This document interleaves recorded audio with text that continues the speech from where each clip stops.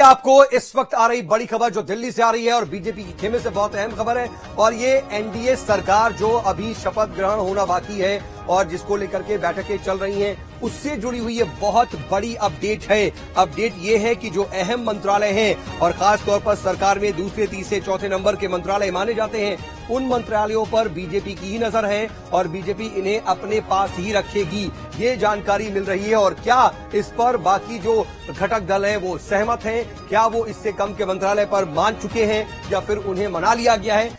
ये सब अभी तय साफ होना बाकी है और राहुल डबास मेरे साथ मेरे सहयोगी इस खबर पर लाइव जुड़ रहे हैं ज्यादा जानकारी के साथ। राहुल, देखिए, खबर तो यही है कि अध्यक्ष पद समेत अहम मंत्रालय टीडीपी भी मांग रही है, रेल मंत्रालय समेत तमाम अहम पद जो है जेडीयू की भी नजर अहम मंत्रालयों पर भी है, लेकिन जिन मंत्रालयों के बारे में बीजेपी के बारे में खबर आ रही है कि वो अपने पास रखेगी, क्या इस पर सहमति बन चुकी है? क्या इससे कम पर घटक दल मान चुके हैं या उन्हें मना लिया गया है? इतना आसान है ये सब?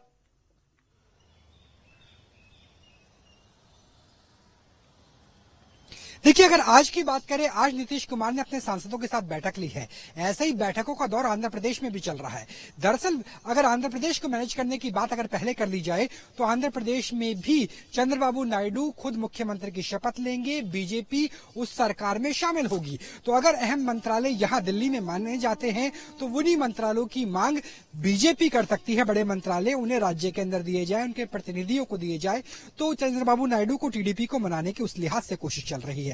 नीतीश बाबू की बात करें तो उन्हें इस लिहाज से कोशिश चल रही है कि आप पहले 5 चीजें छोड़ दीजिए, जिसमें लोकसभा के स्पीकर का पद है, रक्षा है, वित्त है और उसके अलावा विदेश मंत्रालय है और गृह मंत्रालय है। इन 5 को छोड़ दीजिए, बाकी किसी पर बात बन सकती है। और दोनों ही नेता छत्रप हैं, यानी क्षेत्रीय पार्टियों के प्रमुख है, सुप्रीमो है, और वो भी नहीं चाहेंगे कि उनका कोई सांसद इतने बड़े कद का नेता हो जाए जो मुख्यमंत्री के लिए चुनौती बने।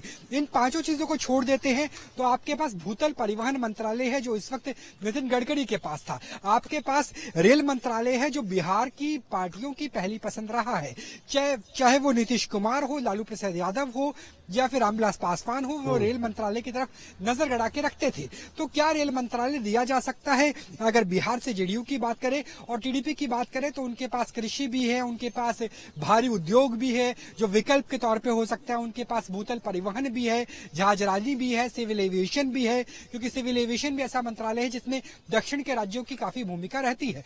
तो उनके ऊपर सहमति बन सकती है, लेकिन जो असली पेच फंसा हुआ है वो लोकसभा स्पीकर को लेकर फंसा हुआ है, क्योंकि ये जानते हैं कम से कम बीजेपी के नेता कि ये सरकार बीजेपी की नहीं है, एनडीए की है, गठबंधन की सरकार है और लोकसभा स्पीकर के पास बहुत कुछ होता है जब भी कोई क्रूशियल बिल आते हैं।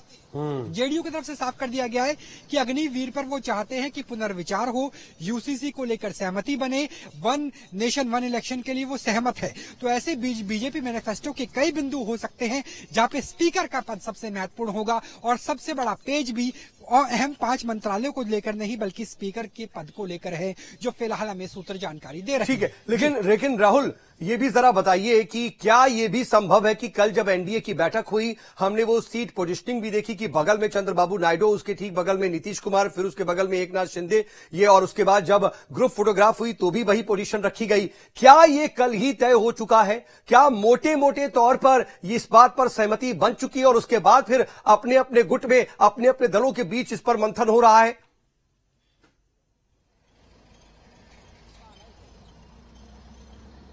देखिए, 2 चीजें हैं। कल इस बात को लेकर सहमति कम से कम सूत्रों के अनुसार बन सकती है कि कितने कैबिनेट पद और कितने एमओएस दिए जाएंगे। जैसे अगर टीडीपी की बात करें, जेडीयू की बात करें, 3 कैबिनेट 2 एमओएस या 3 एमओएस के आसपास सहमति बन सकती है, लेकिन कौन से विभाग दिए जाएंगे उसे लेकर पेच फंसा हुआ है। और वो जो 3 पद दिए जाएंगे उनमें टीडीपी और जेडीयू के सांसदों के बीच में पेच है कि कौन एमओएस बनेगा, कौन कैबिनेट बनेगा। तो ये सहमति बनाने की कोशिश दोनों ही दल अपने अंदर कर रहे हैं और उसके अलावा कौन सा पोर्टफोलियो दिया जाए इसको लेकर खींचतान अभी भी जारी है, क्योंकि कम से कम ऊपर के 8-10 मंत्रालय ऐसे हैं, विभाग ऐसे हैं जो राजनाथ सिंह के पास है, नितिन गडकरी के पास है और जयशंकर के पास है। उन्हीं को लेकर के कोई समझौता क्या बीजेपी करने के लिए तैयार होगी? क्योंकि बीजेपी वैसे अगर ये जो टॉप 5 मंत्रालयों का जिक्र हो रहा है जिनके बारे में खबर आ रही है राहुल, तो उसमें रेल मंत्रालय का जिक्र नहीं हो रहा, तो क्या कम से कम एक बात साफ हो रही है कि ठीक है, रेल मंत्रालय अगर बिहार की पार्टी या फिर जेडीयू मांग रही है तो उसके खाते में जा सकता है। और अब उसको जो डिफेंस मिनिस्ट्री है, रक्षा मंत्रालय, क्योंकि सूत्र यही जानकारी दे रहे थे कि उसकी नजर डिफेंस और रेल पर है, तो रेल मंत्रालय से समझौता, रेल मंत्रालय मिल सकता है और डिफेंस से समझौता करना पड़ सकता है। और टीडीपी को क्या अध्यक्ष पद समेत तमाम पोर्टफोलियो से भी समझौता करना पड़ सकता है।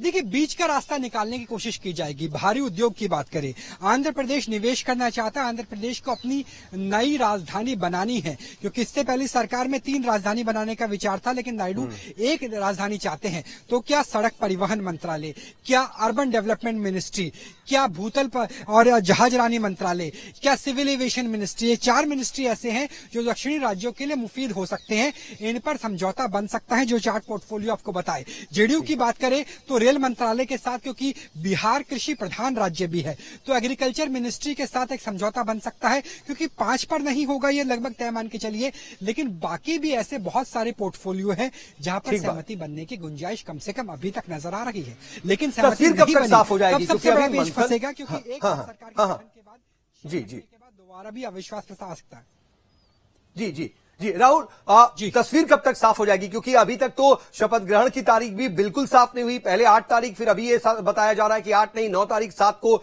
एनडीए जो सांसद है उनकी बैठक होगी। जाहिर सी बात है 7 को जब ये एनडीए सांसदों की बैठक होगी, तब तक जो पोर्टफोलियो डिवाइड करना है इस पर तो सहमति बना ली जाएगी, उसके बाद ही ये बैठक होगी, पूरी एक्सरसाइज उससे पहले हो जाएगी। देखिए, संभावना यह है कि बीजेपी अपने नेताओं को, अपने सांसदों को कौन सा पोर्टफोलियो देने वाली है, इस पर सहमति बन जाएगी। लेकिन जो पेज फंसेगा वो बाकी गठबंधन के दल को लेकर फंसेगा, और वो उम्मीद की जा रही है कि आप साथ छोड़िए, अगर 9 को शपथ है जो सूत्र में बता रहे हैं, तो 8 तारीख की दोपहर तक भी माथापच्ची चलती रहेगी, पोर्टफोलियो को लेकर भी और कैबिनेट के पद को लेकर भी। क्योंकि इससे पहले जब गठबंधन की सरकार हुआ करती थी 2004 में और 2014 से पहले 2009 में, तो ये स्थिति हमें देखने को मिली थी। याद कीजिए, जयललिता ने मांगा था कि हमें फाइनेंस चाहिए, अटल बिहारी वाजपेयी ने इनकार कर दिया था और अविश्वास प्रस्ताव लाया गया था, एक मत से सरकार गिर गई थी। अगर नाखुश घटक दल होते हैं तो इसका खामियाजा आगे भी गठबंधन की सेहत को भुगतना पड़ सकता है।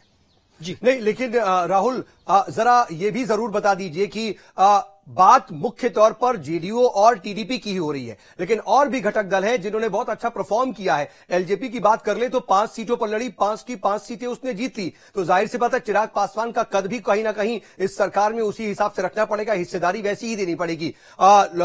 एकनाथ शिंदे, उन्होंने भी ठीक परफॉर्म किया है और वहां पर तो अभी भी हलचल तेज है कि कुछ और सांसद भी क्या उद्धव गुट के जुड़ जाएंगे, तो बहुत सी हलचलें, तो उन्हें भी कहीं ना कहीं संतुष्ट करके उनको भी एक बेटर पोर्टफोलियो देना होगा। बाकी भी जो घटक दल हैं उनको भी उचित हिस्सेदारी जरूर दी जाएगी। ऐसे में कहीं ना कहीं बीजेपी को अपने बहुत से लीडरों को किनारे देना पड़ेगा, साइड करना पड़ेगा, या उनका कद घटाना पड़ेगा पोर्टफोलियो वाइज।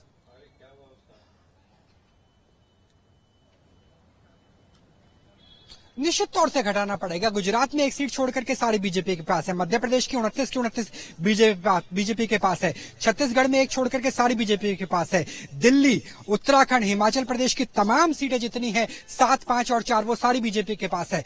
तो क्या ऐसा हो सकता है कि जिस राज्य ने आपको 7 सीटें जिताई, जिस राज्य ने आपको 29 सीटें जिताई, जिसने 5 या 4 जिताई, 100% नतीजा आए, वहां से कैबिनेट का समझौता किया जाएगा? क्योंकि संभावना तो इसी बात की लग रही है कि जहां बीजेपी क्लीन स्वीप है, क्लियर मेजॉरिटी है, वहां भी समझौता करने की नौबत आ सकती है। लेकिन जैसे आपने जिक्र किया, सेहत जरूर खराब कर सकते चिराग पासवान, एकनाथ शिंदे या अजीत पवार, लेकिन वेंटिलेटर पे नहीं डाल सकते, क्योंकि वेंटिलेटर पर अगर गठबंधन जाता है तो इसकी क्षमता सिर्फ दो ही के पास है, नीतीश कुमार के पास या चंद्रबाबू नायडू के पास। जी ठीक है, इन सब के बीच जरा जल्दी से मुझे यह भी बता दीजिए कि मध्य प्रदेश में 29 क्लीन स्वीप का पूरा मेजॉरिटी, और छत्तीसगढ़ में भी बहुत अच्छा प्रदर्शन, इसमें शिवराज सिंह चौहान समेत तमाम बड़े नेता हैं, 3 तो केंद्रीय मंत्री हैं जिन्होंने अपनी सीट जीती है यहां पर मध्य प्रदेश में। तो क्या प्रतिनिधित्व मिल सकता है, शिवराज सिंह चौहान की क्या भूमिका हो सकती है और बाकी किसको मंत्रालय दिया जा सकता है, ऐसी कुछ चर्चाएं या फिर कुछ संभावनाएं दिख रही हैं?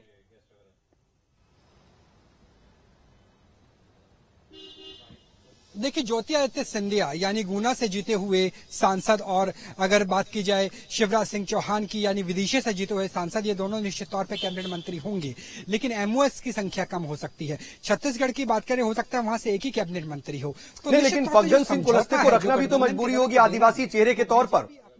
दिल जहां से उन्हें सबसे ज्यादा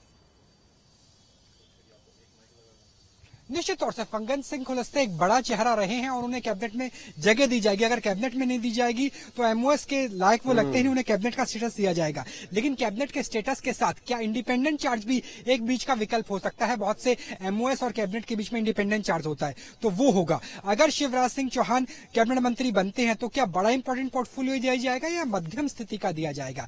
क्योंकि इंपॉर्टेंट पोर्टफोलियो पहले जो अभी तक बीजेपी के बड़े मंत्री हैं उनके पास भी रहेगा और गठबंधन को भी देना है, तो बहुत दिलचस्प होने वाले हैं आने वाले 48 से लेकर 72। मैं जल्दी से राहुल, आपकी तो नजर होगी एक चीज और संभावना पर, आपसे मैं चाहूंगा कि रोशनी डालें कि अगर आप शिवराज सिंह चौहान और उसके साथ साथ ज्योतिरादित्य सिंधिया और फग्गन सिंह कुलस्ते को कैबिनेट का हिस्सा समझ रहे हैं, तो क्या किसी और चेहरे को भी इसमें शामिल किया जा सकता है? छत्तीसगढ़ से किसे कैबिनेट में रखा जा सकता है, इसकी कोई नाम चर्चा में है?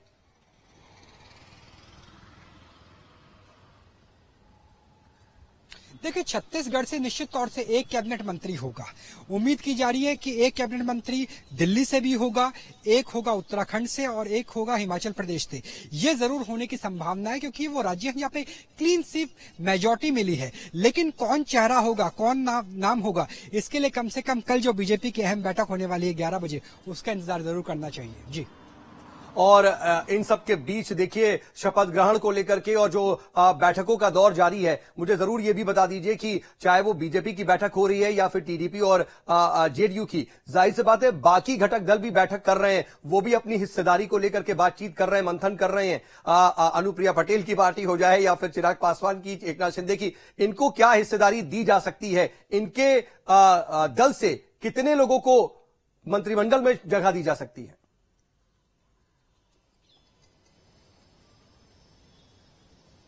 देखिए, अगर चिराग पासवान की बात करें, अनुप्रिया पटेल की बात करें, ये ऐसे हैं जिनका एक ही चेहरा यानी एक कैबिनेट से संतुष्ट हो सकते हैं। लेकिन चिराग पासवान की स्थिति इस बार इतर है क्योंकि पहले उनके चाचा को बनाया गया कैबिनेट मंत्री, फिर हटाया गया, फिर समझ में आया बीजेपी को कि जो पासवान का वोट बैंक था वो चिराग के पास है। ऐसे में उम्मीद की जा रही है कि चिराग को कम से कम एक एमओएस एक कैबिनेट के साथ जरूर मिलेगा। हो सकता है एमओएस उन्हीं के ही सांसद हो जो कैबिनेट मंत्री चिराग पासवान खुद हो।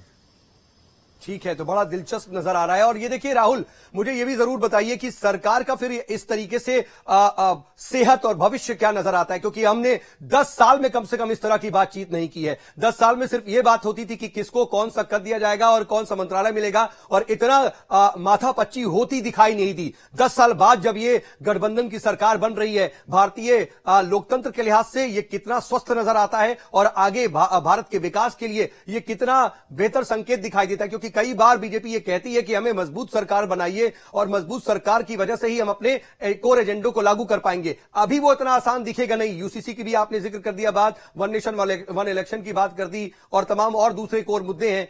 अग्निवीर का मुद्दा है।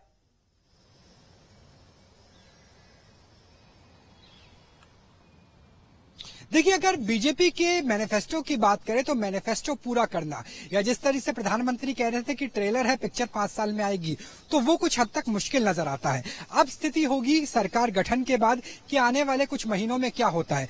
क्या शिवसेना के सांसद यहां पर टूट करके आते हैं? क्या बीजेपी का जो आंकड़ा 250 से ज्यादा पहुंच पाता है इंडिपेंडेंट को जोड़ करके, छोटी पार्टियों को अपने अंदर मर्ज करके? क्या एनडीए का आंकड़ा 305 से ज्यादा जा पाता है? क्योंकि उस हद तक काफी हद तक स्थिति क्लियर हो जाएगी।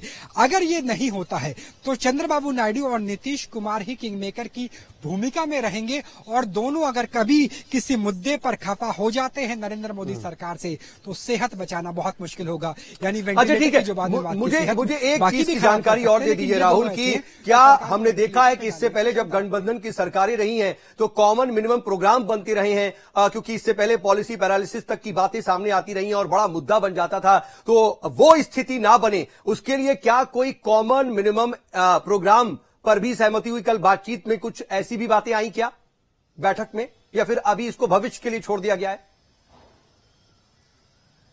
देखिए, यूसीसी और अग्निवीर देखिए, यूसीसी और अग्निवीर और विशेष राज्य का दर्जा, विशेष राज्य का दर्जा बिहार को चाहिए, आंध्र प्रदेश को अपनी राजधानी बनानी है, उसके लिए बड़ा पैकेज चाहिए। तो ये 3 मुद्दे हैं जो फिलहाल पेच फंसे हुए हैं, क्योंकि दोनों ही राज्यों को बड़ा पैसा चाहिए, एक को राजधानी के लिए, एक को विकास के लिए, और यूसीसी और अग्निवीर ये ऐसे मुद्दे हैं जो पहले 100 दिन में निपटाना बेहद महत्वपूर्ण होगा, उसके बाद आगे की चर्चा दिलचस्प नजर आएगा। और आने वाले वक्त में अब बस नजर बनाए रखिए। आपने तमाम जानकारी दी और तमाम तरह के आपने एनालिसिस की, उसके लिए आपका बहुत बहुत शुक्रिया। आप नजर बनाए रखिएगा, आगे भी आपसे अपडेट के लिए जोड़ेंगे। कुल मिलाकर किस पर नजर हमारी बनी हुई है, आगे क्या अपडेट होता है, इसके बारे में आप तक पहुंचाएंगे जानकारी। फिलहाल एक बहुत छोटा सा ब्रेक।